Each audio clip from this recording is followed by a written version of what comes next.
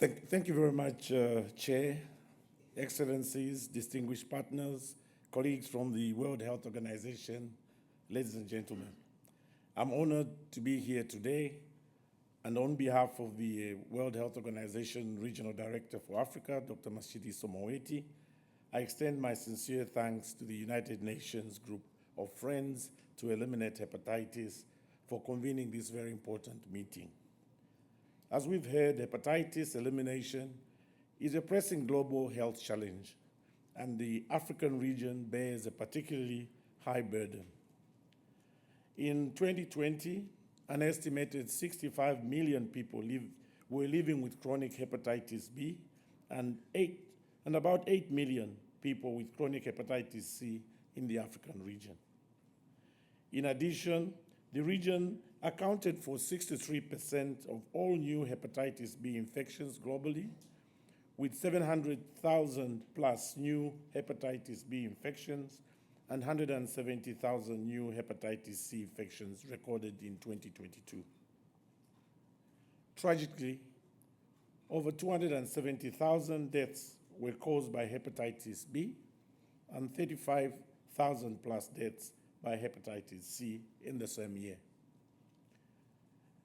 We also know that less than 5% of people with hepatitis B in the African region have been lab diagnosed, and only 5% of these lab diagnosed have received treatment for hepatitis B. In the case of hepatitis C, 13% have been lab diagnosed and only 3% are receiving treatment. When we look at hepatitis B birth dose coverage, it remains the lowest globally at 18%, reflecting the challenges we face in reaching our elimination goals for 2030. Despite these challenges, a number of our countries have made significant progress with the support of partners, including the World Health Organization.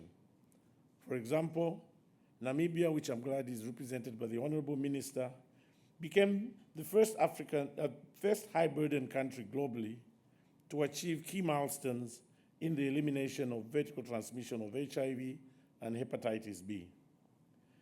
Namibia received the silver tier status for hepatitis B from the World Health Organization for significantly reducing mother-to-child transmission rates for hepatitis B and achieving over 80%, achieving a coverage of over 80% of infants with the birth dose of hepatitis B.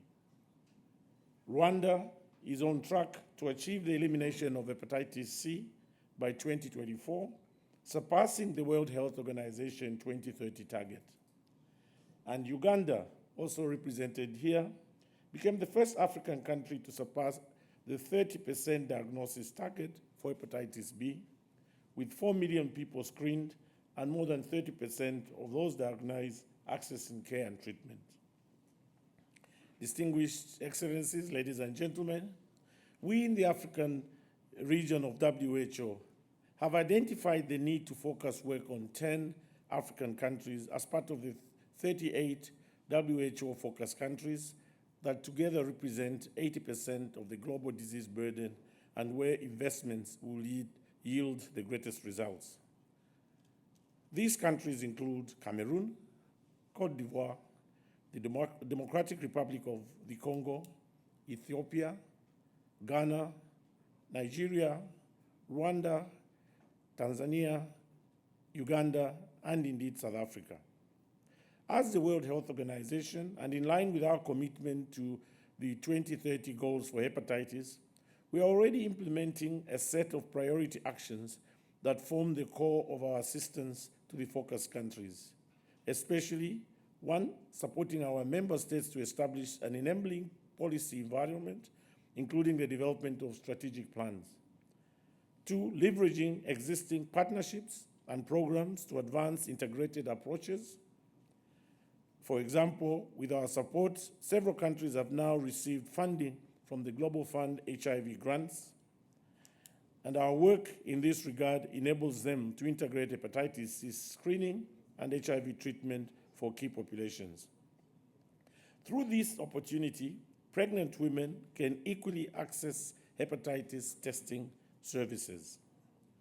Furthermore, through collaboration with regional stakeholders, WHO has been promoting the dissemination and adoption of the World Health Organization guidelines on hepatitis B and C, with 17 countries adopting testing and treatment guidelines. And in line with the Cairo Declaration and the recommendations of the African Union Assembly of Heads of States, WHO AFRO has been working with the Africa CDC, AUDA NEPAD, and the African Union Commission for Health and Humanitarian and Social Affairs to establish a joint continental viral hepatitis elimination task force. This collaboration aims to build capacity and support member states in advancing progress towards hepatitis elimination as a public health threat by 2030.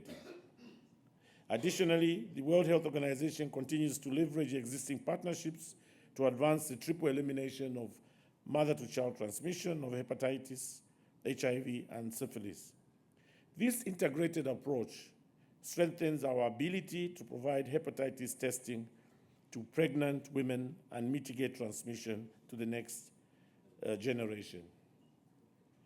However, we still face several barriers despite this progress. Number one, we still have low coverage of the hepatitis B birth dose vaccine. Number two, there is limited testing, treatment, and access to health products.